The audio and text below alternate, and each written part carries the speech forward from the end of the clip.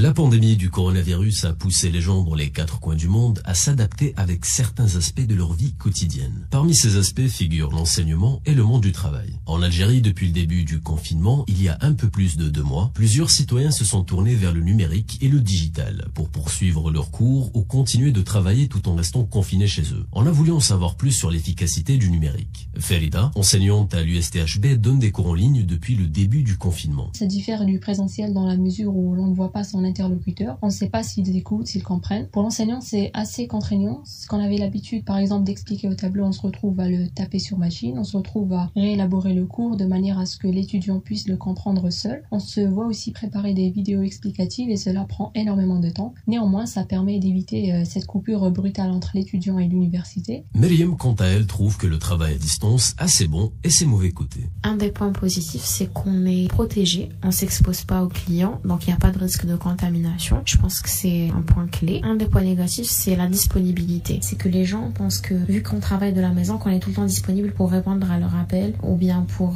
programmer des réunions Zoom. Les réunions ont également été remplacées par ce qu'on appelle des réunions virtuelles. Yasmine nous parle de son expérience. Tout d'abord, c'est la possibilité de s'organiser. On peut prévoir demain matin à 9h30 qu'il y ait une réunion. Aussi, le côté flexible. Le travail ou enseignement en ligne, évident pour certains, contraignant pour d'autres. Il permet néanmoins de ne pas être complètement coupé du monde professionnel ou estudiantin tout en restant confiné.